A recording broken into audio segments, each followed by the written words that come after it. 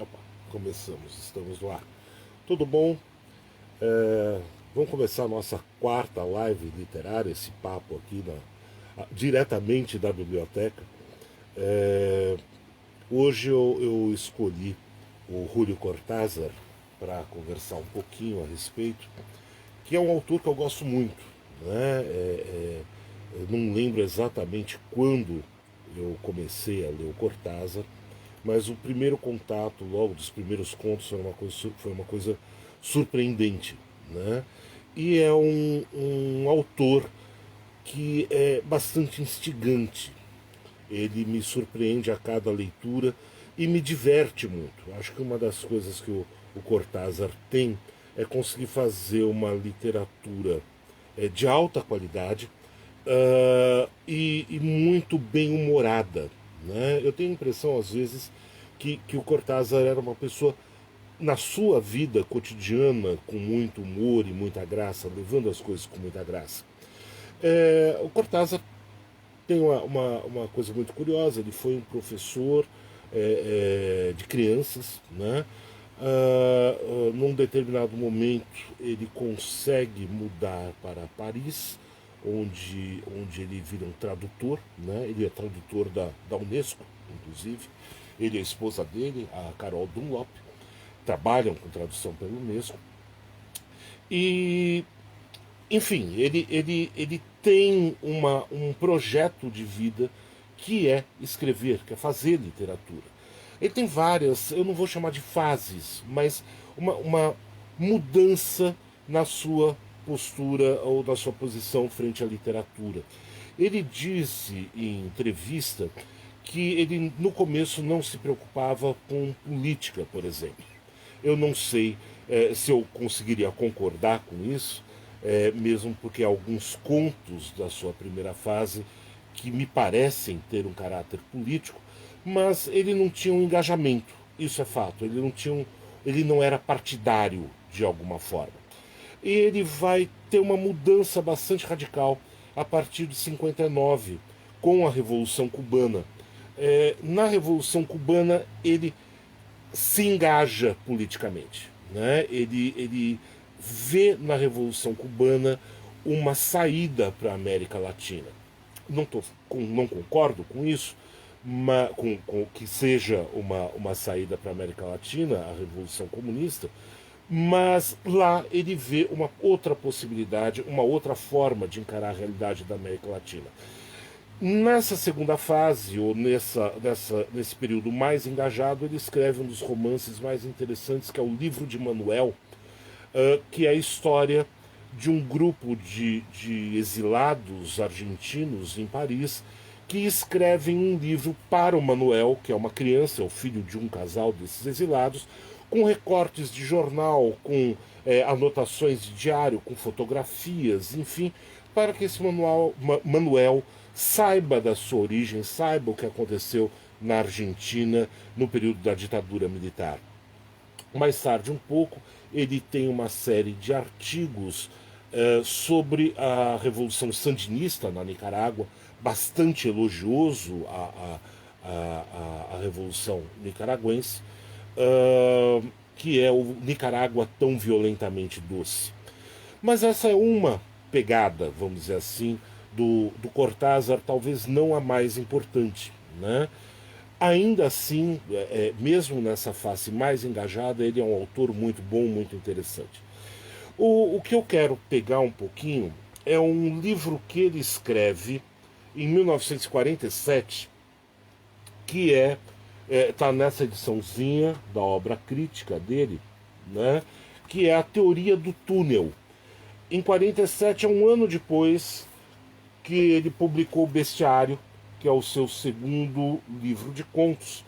E nessa Teoria do Túnel, ele vai fazer uma proposta, ele vai escrever uma proposta de como ele encara a literatura, a forma como ele acredita que a literatura deva ser escrita, deva ser desenvolvida. É um projeto dele, mas que talvez possa ser aplicado para a produção do romance do seu tempo, né? Do romance como forma literária do seu tempo. Eu não vou esmiuçar toda a Teoria do Túnel, mas pegar apenas 4 pontos que me parecem interessantes para a gente ler um pouquinho algumas coisas do Cortázar. Ele vai dizer o seguinte, que, ao seu ver, a literatura ela se dá no confronto entre a linguagem poética e a linguagem enunciativa, né? Ou seja, ele vê a literatura essencialmente com uma linguagem poética que leva ao leitor não a compreensão imediata, lógica e racional daquilo que ele lê, mas ao sentimento, à sensação, né? Ele vai resgatar para isso aquilo que os simbolistas franceses, ele gostava muito da literatura francesa, diziam, principalmente o Rimbaud, né? A literatura ela é feita de sensações, para despertar sensações. Então é uma compreensão do que se lê muito mais sutil do que ao se ler um mero texto explicativo, né? Esse é o primeiro ponto. O segundo é uma postura que ele assume frente à escrita. Ele diz o seguinte: o escritor é inimigo do gramático. O escritor é inimigo do gramático. Isso, para mim, é muito, muito interessante, né? Ainda mais quando nós vemos uns grupos de escritores querendo resgatar a rigidez gramatical, a rigidez formal para poder escrever. E aí escrevem umas coisas como se estivessem no final do século XVIII ou começo do século XIX. Eu chamo de Camilo Castelos Branquinhos, né? O Cortázar não. Ele fala o seguinte: a exploração da linguagem tem que ser livre e não pode ser engessada pela regra. A regra gramatical, obviamente, é uma forma na qual nós nos encaixamos, ou na qual o escritor se encaixa. No entanto, essa forma não pode engessar o autor, né? O autor ele tem que ter consciência da regra para poder subvertê-la. De modo que, nesse sentido, antes mesmo da sua posição política mais à esquerda, ele via a literatura como uma forma revolucionária, né? Como a linguagem possível de fazer uma revolução para transformar a percepção da realidade, né? Nesse sentido, ele vai para a ideia do que ele chama de antropologia poética. A palavra poética, a palavra literária, manifesta a totalidade do homem. É quase que metafísico isso, né? Não vou nem arriscar fazer uma leitura nesse sentido, mas há uma pegada metafísica. A palavra, ela representa o homem no seu todo. Se o ser humano, se o homem, ele se dá graças à sua condição de produtor de signos linguísticos, e é essa racionalização de produtor de signos que o faz um ser humano, a palavra é que vai justificar a sua existência ou a sua completude, vamos dizer assim, né? Para o Cortázar conseguir atingir essa ideia de antropologia poética, ou da totalidade do homem por meio do uso da linguagem, ele vai criar uma relação entre o surrealismo, que é bem anterior a 1947, né? O surrealismo surge na década de 1920, daquelas vanguardas todas europeias do começo do século.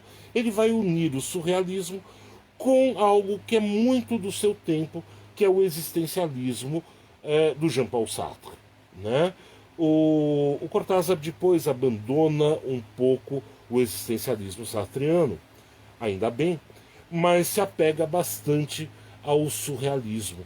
E o surrealismo tem uma coisa muito legal, que é a possibilidade de fazer com que as imagens e as ideias do inconsciente afluam para a consciência e transforma, assim, uma visão bastante diferente da realidade. Basta nós imaginarmos os quadros do Salvador Dalí, por exemplo, né? as imagens como que oníricas pertencentes ao nosso mundo. De modo que o Cortázar vai fazer é uma contaminação lírica, uma contaminação lírica da narrativa, criando uma forma híbrida entre poesia e prosa, né? Levando o uso da linguagem no limite do seu significado. Né? Isso é poesia. Né? Não é apenas a metáfora, mas fazer com que a palavra tenha uma carga de significados muito maior do que a do cotidiano ou do que a de um texto descritivo de uma literatura mais formal. Né? Na teoria do túnel, ele faz algumas críticas ao romance quando ele surge, falando que o romance surge graças à ascensão da burguesia e isso no final do século XVII, século XVIII, XIX, e que o romance então tem um vínculo com um público leitor que quer simplesmente consumir coisas que eles compreendam, que esse público compreenda, que esse público aceite. Né? E o Cortázar diz o seguinte: se o romance tem uma saída, se a literatura tem uma saída, a saída da literatura é voltar a ser uma experiência estética, né? Uma experiência no qual a linguagem assuma uma forma muito mais interessante, muito mais incisiva. E dessa forma, dessa maneira, só se consegue isso criando rupturas. Né? E rupturas, inclusive, com tradições literárias. Ele diz o seguinte, num determinado ponto, eu vou ler um trechinho, que a agressão contra a linguagem literária, essa destruição de formas tradicionais, tem a característica própria de um túnel. Destrói para construir. Né? Ou seja, a sua teoria do túnel é o seguinte: o escritor pega toda a tradição literária como se escavasse essa tradição literária, destruindo essa estrutura para poder criar uma nova passagem para uma nova compreensão do mundo e da realidade. Nesse sentido, é meio óbvio que a experiência do Cortázar com o uso da linguagem vai levá-lo diretamente para a exploração do fantástico. Né? Dizem que o Cortázar é um escritor de realismo fantástico. Sim e não. Né? O Cortázar ele tem um pouco desse caráter do fantástico quanto ao estranhamento, mas não um fantástico como, por exemplo, o do Gabriel Garcia Marques. Né?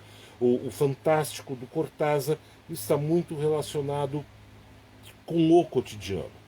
É a ruptura do cotidiano. O cotidiano sendo visto de uma forma diferente. O cotidiano é o mesmo. Né? A realidade não muda. O que muda é o modo como nós percebemos as coisas dessa realidade do dia a dia.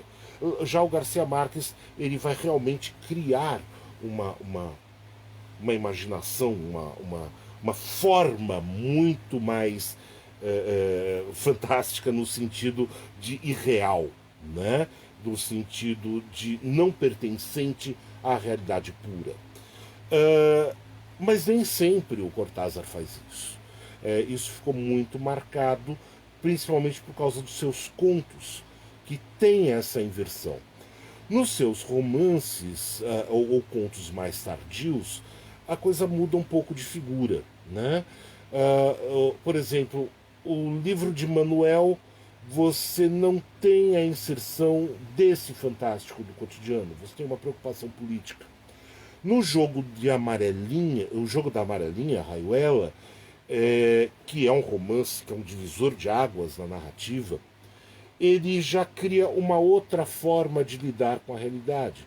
Ele cria um livro que é um jogo, né? E que você pode ler de diversas formas. Ele faz duas propostas de leitura, uma sequencial até determinado capítulo, e depois, invertendo esses capítulos, você teria uma segunda leitura, como o jogo de amarelinha, né? Pula 1, 2, 1, 2, né? Do inferno ao céu. E ele mesmo diz que há outras possibilidades de construção do seu romance. Mas mesmo no jogo da amarelinha, você não tem esse caráter do fantástico, do rompimento do cotidiano das personagens, mas sim o rompimento da expectativa do leitor frente ao que é um romance. Quando nós falamos em fantástico, nós pegamos, eu vou falar um pouco mais de teorias hoje, porque me parece necessário para entender um pouquinho o Cortázar. Quando nós falamos em fantástico, nós precisamos entender o que vem a ser o fantástico. O Todorov, um teórico da literatura, tem um livro muito interessante chamado Poética da Prosa. E ele vai estudar exatamente a literatura fantástica. Ele não fala do Cortázar, não é contemporâneo, mas ele pega toda a tradição do realismo fantástico anterior a si, anos 30. E o Todorov, ele é um desses russos malucos, né? Ele diz que, que o fantástico se dá pela hesitação do leitor frente a um acontecimento estranho, né, à ordem natural da narrativa. Ou seja, tudo tem uma sequência bonitinha, nós acompanhamos aquela leitura e, de repente, acontece alguma coisa que faz com que eu, leitor, me surpreenda e fale, opa, e agora? O que é isso que está aparecendo à minha frente? Né? O leitor hesita frente a esse elemento estranho na narrativa entre uma explicação natural, né, do fato, ou seja, uma explicação lógica, tal coisa aconteceu porque alguém tomou uma determinada ação, atitude, ou uma explicação sobrenatural, né, há uma interferência qualquer de um outro mundo que não é o nosso cotidiano. E nesse sentido, o Todorov vai dividir o fantástico, o estranho, em 4 pontos. Um dos pontos é o que ele chama de estranho puro, que é explicado pelas leis da razão, né? Mas é um fato extraordinário ou singular. Ou seja, no estranho puro você tem uma lógica que rege aquele fato, mas é um fato extraordinário. Eu penso, por exemplo, no Edgar Allan Poe, nos Crimes da Rua Morgue, né? Ali você tem um assassinato que rompe completamente a expectativa. É a velha história do quarto fechado, né? É bastante comum. Agatha Christie também usou isso, né? O crime na biblioteca, o velho crime do quarto fechado. Como é possível aquele homem ter sido assassinado dentro de um ambiente com porta trancada, janela trancada? Nos Crimes da Rua Morgue há um assassinato desse estilo, né? Que é extraordinário, é singular, e o seu detetive, o detetive que o Poe cria, chega ao culpado, que é um gorila, né, que teria fugido, desceu pela chaminé, matou a pessoa e fugiu e tudo mais. É um fato surpreendente o assassinato, mas explicável, né? Depois você tem, o Todorov nos diz, nós temos o fantástico estranho. O fantástico estranho é um elemento insólito na narrativa, que é um fato aparentemente sobrenatural, né? Mas no final existe uma explicação racional, né? É um fato que surpreende, como história de fantasma, por exemplo, né? Mas que tem uma explicação racional. Eu lembro do Arthur Conan Doyle, né? O Cão dos Baskerville. Baskerville ou Baskerville? Viu, obrigado. A sua é a minha assessora, a minha memória e assessora linguística. No Cão dos Baskerville nós temos esse elemento insólito de um cão monstruoso, fosforescente, enfim, que aterroriza uma região, e no final nós sabemos que aquilo é uma tinta fosforescente, enfim. Há uma explicação racional. É mais ou menos o que acontece nos desenhos do Scooby-Doo. Né? Você tem ali o. Que é sempre a mesma história, mas você tem ali o monstro terrível que está fazendo alguma coisa e no final tira-se a máscara, né? Geralmente o mordomo, né? Ou alguém que está interessado na herança, enfim. Mas há essa explicação puramente racional. Depois, há o que o Todorov chama de estranho maravilhoso, né? E o estranho maravilhoso é a aceitação do sobrenatural em si. Ou seja, não há uma explicação lógica, não há uma explicação racional. Né? Nós temos o sobrenatural interferindo diretamente no cotidiano. E aí nós temos algumas narrativas. Eu lembro do próprio Edgar Allan Poe, A Queda da Casa de Usher, por exemplo. Ainda que tenha uma explicação, a mulher foi enterrada viva, né? Mas todo aquele ambiente sobrenatural. Outra semana eu falei um pouco sobre a demanda do Santo Grau. Ali há um elemento desse fantástico maravilhoso. Quando acontecem milagres, né? Quando aparece a mão de Deus descendo dos céus, né? São fatos inexplicáveis racionalmente. E o quarto ponto que o Todorov nos coloca é o maravilhoso puro, né? São elementos que não provocam reações particulares, né? Ou seja, no maravilhoso puro, o mundo de leis que rege a narrativa é completamente diferente do mundo das leis que rege a vida cotidiana. Isso acontece no Garcia Marques. Né? Os 100 Anos de Solidão, nós temos o maravilhoso puro. Por exemplo, aquele trecho nos 100 Anos onde ocorre uma epidemia, né, de esquecimento, né? Ou seja, as pessoas do nada começam a aparecer por causa de uma doença, mas começam a esquecer o nome das coisas, né? E aí começam a escrever nas coisas, mesa, cadeira, parede, quadro, para poder lembrar o que são, só que elas começam a esquecer as próprias palavras, né? E não há uma explicação para isso que acontece. Da mesma forma, a mulher que é esquecida numa determinada cena durante 90 anos dentro de uma casa, e quando abrem a porta está a velha sentada ali, cercada de flores amarelas, né? São elementos inexplicáveis, né? Ou seja, o que rege essa narrativa é algo completamente alheio à realidade. Eu lembrei agora de passagem um escritor japonês que está fazendo muito sucesso, que é o Murakami. Eu não sou um grande admirador do Murakami, eu confesso. Já li algumas coisas dele e eu sempre perdi um pouco a paciência.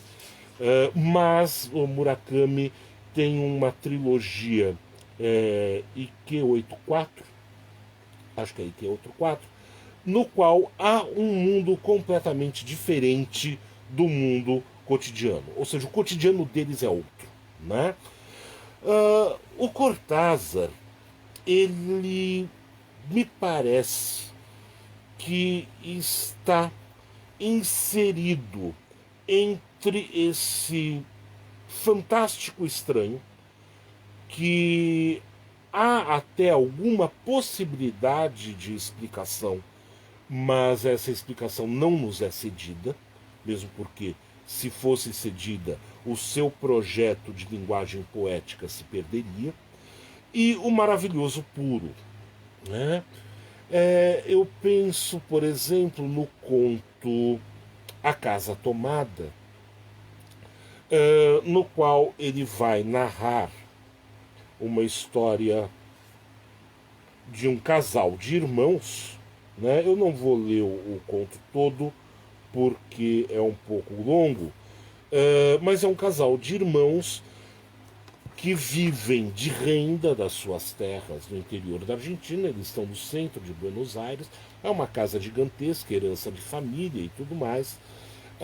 Ele, o irmão, que é o narrador, só se preocupa em ler os romances franceses e reclama que há mais de 20 anos não aparece novidade na Argentina. A sua irmã, ela passa os dias fazendo tricô, né? É, mais ou menos como uma Penélope esperando o retorno do seu Odisseus, né? E eles vivem esse cotidiano sem se preocupar com absolutamente nada. Apenas limpar a casa, fazer o almoço, e depois ele ficar lendo e ela ficar costurando sem grandes preocupações, até que uma noite esse narrador vai até a cozinha. Ele entrando pelo corredor para virar para a cozinha, ele escuta um barulho do lado dela, da porta que separa as alas da casa, e ele percebe como que se vozes. Ele não percebe o que dizem, mas é como se alguém estivesse ali. E ele empurra aquela porta pesada, tranca, né? E vai esquentar água pro chá. Esquenta a água, volta pro quarto da irmã e fala o seguinte: estamos fechados desse lado. Tomaram o outro lado da casa. E ela se assusta um pouco, né? E fala: nossa. E continua costurando. Ele lamenta que os livros ficaram lá, mas ele resolve olhar a coleção de selos do seu pai. Isso, ou seja, não tem explicação quem invadiu a casa, quem tomou a casa. E isso se passa até que eles escutam um ruído do lado de cada porta e eles saem correndo, né? Ela só com o tricô nas mãos, eles sem dinheiro nenhum. Eles saem da casa, trancam a porta, percebem que deixaram tudo lá, e ele pega a chave e joga no bueiro, falando: bom, é melhor jogar essa chave fora. Vá algum ladrão tentar entrar na casa agora que ela está tomada. E o conto termina aí sem explicação de quem tomou a casa. Existem várias hipóteses de interpretação, né?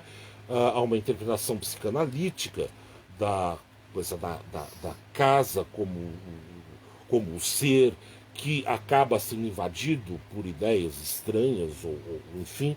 Mas eu gosto muito de uma visão política que há a respeito desse conto, que o conto ele se passa no período de uma das ditaduras da Argentina, de Perón, né, da ditadura peronista, e a casa se localiza exatamente na rua onde há os grandes palacetes, onde há o Congresso argentino, e aqueles palacetes foram tomados por Perón, né, foram desapropriados.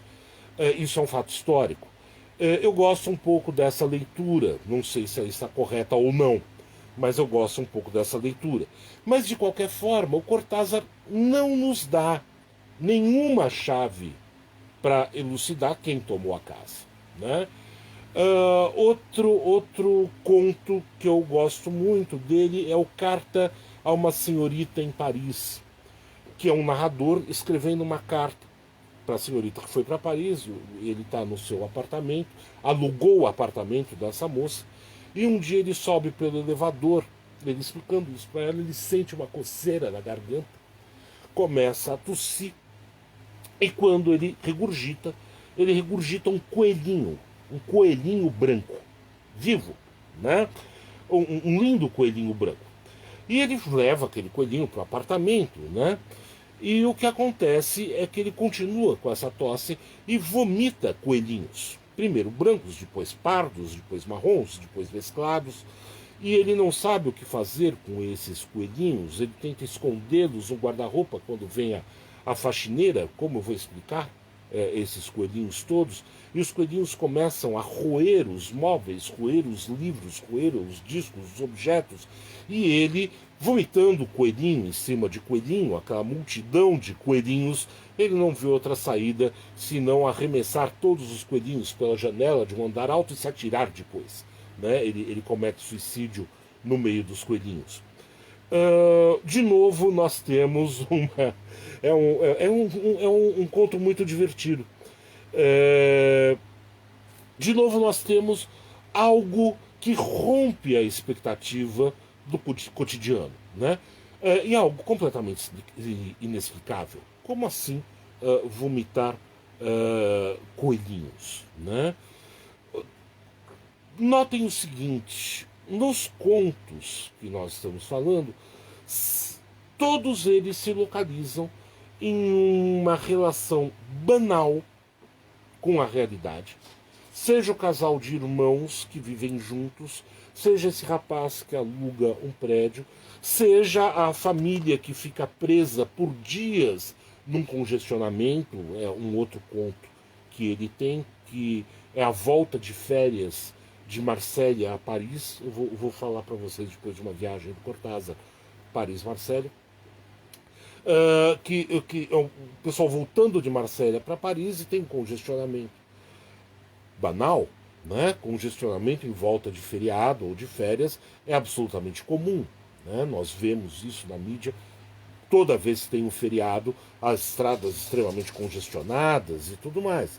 O problema é que os carros param, não há movimento, e esse congestionamento dura não 3, 4 ou 5 horas, mas 5, 6, 7 dias, né? A ponto de que os automóveis se transformam em residências e as pessoas nos automóveis precisam criar um tipo de relação social, como nós temos com nossos vizinhos, como nós temos, desculpe, com o rapaz da quitanda na esquina de nossa casa.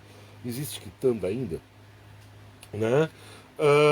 Ou da vendinha, ou seja, começa uma relação social de trocas, inclusive. Uma nova relação econômica se dá ali entre aquelas pessoas. E são carros mais novos e luxuosos ao lado de carros mais simples e antigos. São famílias mais abastadas e famílias mais pobres convivendo e criando um novo tipo de relação social. Do nada o trânsito começa a fluir, todo mundo entra no carro e parte, e isso volta, e isso faz com que as pessoas voltem às suas relações comuns, anteriores a essa interferência da realidade. Ou seja, em todos os contos de índole fantástica, ocorre esse rompimento da realidade, sem maiores explicações. Isso é entregue para o leitor, para que o leitor perceba como é o seu cotidiano, né? É um pouco uma leitura, uma visão de criança frente ao mundo que nos cerca, né? É um pouco a criança que se deslumbra com os objetos à sua volta. A criança que vê um gato ou um cachorro fica encantada com um gato e um cachorro, porque não é só um gato, não é só um cachorro, é um outro ser. É um outro ser que ela quer pegar, abraçar, agarrar. Aquilo transforma a sua perspectiva de mundo. Assim como a criança tem o jogo infantil de trocar os nomes, de imaginar se uma geladeira não se chamasse geladeira, mas se chamasse fogão, ela continuaria sendo uma geladeira, né? Ela ainda exerceria uma função para a qual ela foi fabricada. Ou seja, se eu mudar o nome das coisas, se eu mudar a perspectiva pelo qual eu olho a realidade, essa realidade se mantém ou ela muda? Isso é o surrealismo, né? Lá do comecinho que eu falei. A visão do surrealismo é exatamente a visão de encarar a realidade por uma perspectiva que a transforme e lhe atribua um outro sentido. É inexplicável, né? Então, os atos comuns do dia a dia sempre são colocados com um outro olhar. Eu peguei aqui alguns contos, eu ia ler A Casa Tomada, mas aí eu abri para pegar um exemplo nesse História de Cronópios e Famas, que é uma obra clássica do Júlio Cortázar. Cronópios, ele cria os cronópios, que são seres verdes, desengonçados, atrapalhados, que são os poetas, que são os escritores, são os artistas, que encaram a realidade com deslumbramento, né? Os cronópios veem uma flor e veem mais do que uma flor. E famas são os seres racionais, são os seres para quem tudo é muito lógico, né? Tudo muito explicativo. E os famas sentem um dó terrível dos cronópios, porque os cronópios não servem para nada nesse mundo, né? Os cronópios não servem para fazer dinheiro, os cronópios não servem para ter uma profissão comum e regular, né? E os famas se condoem, tentam ajudá-los. Tem um continho que um fama, o cronópio vai comprar um carretel de linhas, um único carretel de linhas, e o fama apresenta vários carretéis e linhas, o verde, o branco, o azul, o lilás, o vermelho e tal, e o cronópio fica encantado com aquele monte de linhas, ele quer todas as linhas. O que ele vai fazer com aquilo não sabe, mas aquilo é tão belo, né? É tão bonita aquela linha, né? Que ele dança catala, é o nome da dança. E tem um terceiro grupo de personagens que são os esperanças. Os esperanças são estáticos, os esperanças não se movem, né? Os esperanças ficam parados constantemente. Os esperanças são os mais infelizes dessas personagens. Mas aqui na História de Cronópios e Famas, ele começa com um manual de instruções, né? E são várias instruções que ele dá. Eu acho que ilustra um pouquinho esse negócio do fantástico no Cortázar, ou do ponto de vista fantástico a respeito das coisas. Ele tem, eu até publiquei na minha página, exatamente esse Instruções para Cantar. Comece por quebrar os espelhos de sua casa. Deixe cair os braços, olhe vagamente a parede, esqueça. Cante uma nota só, escute por dentro. Se ouvir, mas isso acontecerá muito depois, algo como uma paisagem afundada no medo, com fogueiras entre as pedras, com silhuetas seminuas de cócoras, acho que estará bem encaminhado.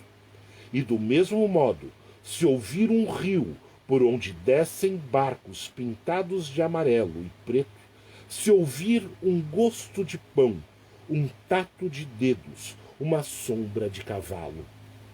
Depois, compre cadernos de solfejo e uma casaca e, por favor, não cante pelo nariz e deixe Schumann em paz. Aqui você rompe completamente com a ideia de canto, né? Primeiro, por que quebrar os espelhos de casa? Não sei, não faço a menor ideia. Mas para cantar você precisa quebrar os espelhos de casa, deixar cair os braços, olhar vagamente para a parede, esquecer do que está à volta e cantar uma nota só, o que eu não vou fazer para a diversão de vocês. E depois, se ouvir algo como uma paisagem, se ouvir fogueiras entre as pedras, se ouvir silhuetas seminuas, estará bem encaminhado. Se ouvir um rio por onde descem barcos pintados de amarelo e preto, se ouvir um gosto de pão, se ouvir um tato de dedos, ele joga para a música todo o mundo sensorial, né? Ele não só fala da melodia, mas a melodia se transformando em coisas visíveis, táteis, olfativas, né? E ele termina com uma grande ironia, uma grande brincadeira, né? Compre caderno de solfejo, uma casaca, né? E, por favor, não cante pelo nariz e deixe Schumann em paz. Né? Ele não faça não destrua o pobre Schumann. Né? A questão da música me abre para um outro conto, que eu esqueci o título, infelizmente, mas é uma orquestra que está tocando tão maravilhosamente que as pessoas que estão ouvindo ali no teatro começam a ficar tão envolvidas e tão apaixonadas pelo maestro e pelos músicos que elas partem para cima do maestro e dos músicos e os devoram, né? Devoram literalmente, eles arrancam nacos do maestro e dos músicos, tal o prazer que eles têm. Isso é uma retomada do mito de Orfeu, né? Que as bacantes devoram Orfeu e jogam a cabeça no rio. Mas é esse estranhamento. Tem uma segunda instrução que eu gosto muito. São 2 pequenos textos. Um deles é preâmbulo às instruções para dar corda no relógio. Pense nisto. Quando dão a você de presente um relógio, estão dando um pequeno inferno enfeitado, uma corrente de rosas, um calabouço no ar. Não dão somente o relógio, muitas felicidades e esperamos que dure porque é de boa marca, suíço com âncora de rubis. Não dão de presente somente esse miúdo quebra-pedras que você atará ao pulso e levará a passear. Dão a você, eles não sabem, o terrível é que eles não sabem. Dão a você um novo pedaço frágil e precário de você mesmo. Algo que lhe pertence, mas não é o seu corpo. Que deve ser atado ao seu corpo com sua correia como um bracinho desesperado pendurado ao seu pulso. Dão a necessidade de dar corda todos os dias, a obrigação de dar-lhe corda para que continue sendo um relógio. Dão a obsessão de olhar a hora certa nas vitrinas das joalherias. Dão a notícia do rádio no serviço telefônico. Dão o medo de perdê-lo, de que seja roubado, de que possa cair no chão e se quebrar. Dão sua marca e a certeza de que é uma marca melhor do que as outras. Dão o costume de comparar seu relógio aos outros relógios. Não dão um relógio. O presente é você. É a você que oferecem para o aniversário do relógio. Ele inverte completamente a expectativa. Né? E aqui tem toda uma discussão, né? Ou seja, primeiro, essa coisa da posse. Né? Claro, era o tempo dos relógios. Eu acho que hoje usam relógios mais como enfeite depois da ascensão do celular. Que é muito estranho, o pessoal usa relógio e vê as horas no celular. Mas aqui tem toda uma transferência. O que é o objeto? Né? O relógio é o objeto. Junto com esse objeto, o que é que tem? Então o Cortázar começa a olhar para a realidade e perceber que nesses objetos que nos cercam, esses objetos que nos cercam, há toda uma outra vida, há todo um outro significado com o qual nós não estamos acostumados, ou que nós não nos apercebemos. Apenas um olhar poético possibilita que nós enxerguemos a realidade de uma forma mais profunda. E depois desse preâmbulo, ele tem as instruções. Instruções para dar corda no relógio. Esse é bem legal. Lá no fundo está a morte. Mas não tenha medo. Segure o relógio com uma mão. Pegue com 2 dedos o pino da corda. Puxe-o suavemente. Agora se abre outro prazo, as árvores soltam suas folhas, os barcos correm regata, o tempo como um leque vai se enchendo de si mesmo e dele brotam o ar, as brisas da terra, a sombra de uma mulher, o perfume do pão. Que mais quer? Que mais quer? Amarre-o depressa a seu pulso, deixe-o bater em liberdade, imite-o anelante. O medo enferruja as âncoras. Cada coisa que pôde ser alcançada e foi esquecida começa a corroer as veias do relógio, gangrenando o frio sangue de seus pequenos rubis. E lá no fundo está a morte se não corremos e chegarmos antes e compreendemos que já não tem importância. Não é?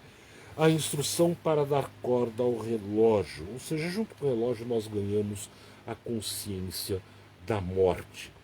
Toda a descrição que ele faz, né? Quando você começa a dar corda no relógio, abre-se um outro tempo, uma outra percepção. Quando nós arrumamos o nosso tempo, nós estamos soltando um outro prazo da realidade. Nós estamos criando um outro dia, criando uma outra série de fatos e consequências que nós vamos perseguir incessantemente. Lá dentro do relógio está a morte. A consciência de que o nosso tempo é fluidio e ele tem um fim físico, né? E esse relógio é quase que uma pessoa, é quase que um anjo da morte, né? O medo, ou seja, consciência da morte é a consciência da finitude, é uma questão puramente humana, né? Pensar na morte é incômodo, é angustiante. Daí que o medo enferruja essas âncoras, etc. E lá no fundo do relógio está a morte se não corrermos. E chegarmos antes e compreendermos que já não tem importância. O que não tem importância? Tudo não tem importância. Né? Essa realidade que nós vemos não tem importância. Então, olhem só como o Cortázar subverte ou explica sem explicar as nossas reações frente à realidade. Tem um outro continho, eu vou ler mais dois trechinhos, ou acho que que é uma história verídica. Um senhor deixa cair ao chão os óculos, que fazem um barulho terrível ao bater nos ladrilhos. O senhor se abaixa aflitíssimo porque as lentes dos óculos custam muito caro, mas descobre assombrado que, por milagre, elas não se quebraram. Agora, esse senhor sente-se profundamente grato e compreende que o acontecimento vale por uma advertência amigável, de maneira que se dirige a uma ótica e compra logo um estojo de couro acolchoado com proteção dupla como precaução. Uma hora depois, deixa cair o estojo e, ao abaixar-se sem maior preocupação, verifica que os óculos viraram farelo. Esse senhor leva tempo para compreender que os desígnios da providência são insondáveis e que, na realidade, o milagre aconteceu agora. Ou seja, acho que essa sériezinha de microcontos do Cortázar nos revela bastante como é o olhar que ele lança para o cotidiano e como o maravilhoso, o fantástico está no nosso dia a dia, só que nós não percebemos, né? Não percebemos exatamente porque é tão banal. Dar a corda ao relógio é uma coisa tão banal. Deixar cair os óculos é uma coisa tão banal. Né? Cantar é uma coisa tão banal. Preocupar-se, né, com as ações do nosso dia a dia, do nosso trabalho, são coisas tão banais e nós não prestamos a atenção de que na essência de tudo isso há um quê sobrenatural. O sobrenatural de Cortázar não é um sobrenatural religioso, mas as epifanias, acho que a palavra é essa, as epifanias que a realidade oferece às suas personagens, essas iluminações, partem da coisa mais simples, da coisa menor. O Julio Cortázar tem uma visão de realidade. Eu falei um pouco antes que eu acreditava que ele era muito divertido, né? E ele devia ser muito divertido no seu dia a dia, na forma como encarava a realidade. As suas cartas têm algumas coisas dessas pequenas surpresas, né? Que ele enfrenta no seu cotidiano. Mas já no final da vida, ele bola uma aventura que é a cara do Julio Cortázar. E uma aventura que ele se baseia nas grandes aventuras das jornadas ou marítimas, ou aquelas jornadas aventurescas pelo interior da África, né? As jornadas de descobertas de novos mundos. Ele quer partir para uma nova jornada. Ele quer fazer, junto com a sua companheira, a sua esposa, Carol Dunlop, uma grande aventura. E isso já no final da sua vida. E ele faz o seguinte, ele planeja, com Carol Dunlop, uma viagem. Eles compram uma Kombi vermelha. Deixa eu ver se eu tenho a foto da Kombi vermelha aqui. Não, tem, mas está em preto e branco, né? Mas está em preto e branco.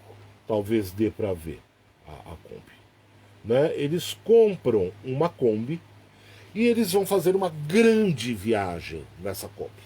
Eles vão sair de Paris, onde vivem, e ir até Marsella, que é uma viagem imensa. Com a Kombi duraria 3 horas. Só que essa viagem não pode durar 3 horas. Essa aventura eles têm de fazer durar e de volta 30 dias. Né? Então ele vai fazer uma viagem de 3 horas em 30 dias. De que forma? Eles pegam um mapa e veem todos os parkings, né? Ou todos os estacionamentos para descanso dessa cidade. E eles vão partir na sua Kombi com máquina fotográfica. Eles transformam a Kombi numa pequena residência com cozinha, com um pequeno escritório. Eles levam seus livros, seus materiais, seus papéis, a máquina de escrever, tudo. E eles partem de Paris e na ida e na volta eles têm que parar em 2 desses parkings, né? E no segundo eles pernoitam.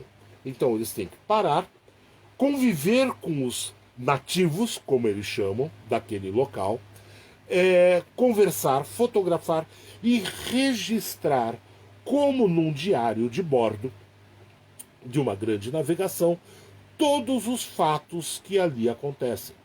Então eles recebem cartas, né, dos seus amigos, porque eles direcionam a carta para o parking tal, da estrada tal, número tal. Quando os seus amigos que receberam o planejamento da viagem sabem que eles vão estar no quilômetro, que eles estarão no quilômetro tal, esses amigos aparecem no parking com vinho, comida tal, e fazem uma grande festa, e depois de 3 horas eles partem e dirigem vagarosamente até o segundo estacionamento. Eles fazem isso e de volta. Essa aventura resultou nesse livro Os Autonautas da Cosmopista. É uma obra esgotadíssima, bastante difícil de encontrar, mas inclusive eles chamam de diário de bordo. E ele faz esse grande jogo, né? É um jogo literário de rompimento da expectativa, o rompimento da realidade como ela é. Então ele transfere a sua visão estética para a própria vida, num determinado sentido, né? Enfim, o que eu gosto muito do Cortázar é exatamente essa maneira que ele tem de me surpreender como leitor, sempre me oferecendo alguma coisa que é o inesperado. Os seus jogos de imaginação, alguns são muito simples, esses que eu li para vocês são aparentemente simples, outros são extremamente complexos, e a sua obra é muito grande, né? Muito grande em quantidade e em qualidade. Aqui nós temos algumas edições da Civilização Brasileira e parece que a Companhia das Letras vai lançar a obra completa em nova tradução. Eu espero que alguém da Companhia das Letras assista a isso e publique logo, porque afinal de contas tem que alimentar os fãs.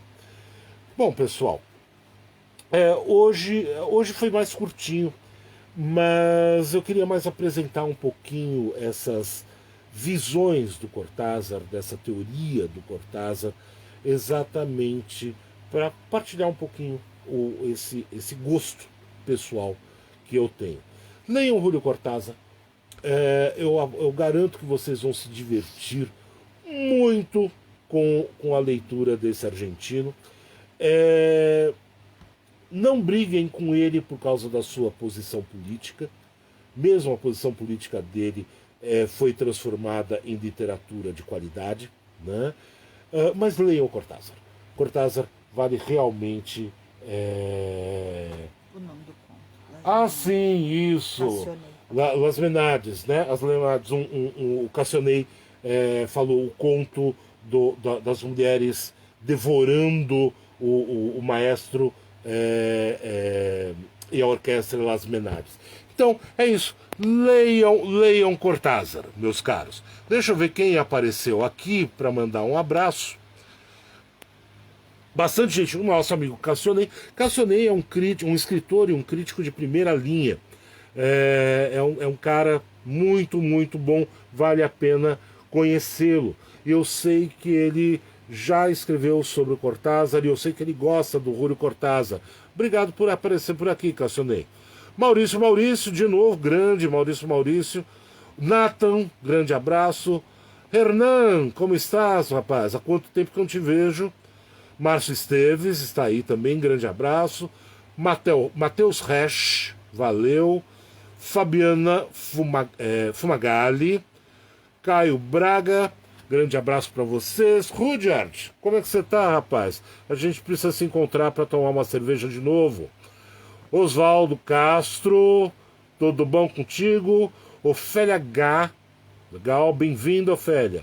Giovanni Bento, sempre junto, sempre lendo o Giovanni, ele tem umas coisas bem legais. Griselda Pereira, tudo bom contigo? Marco Rogério, grande abraço. Grande Murilo Mendes. Murilo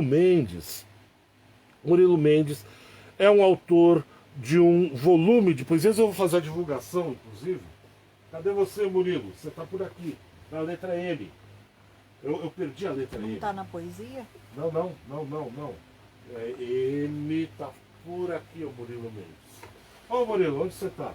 Tá, LM. Tá aqui.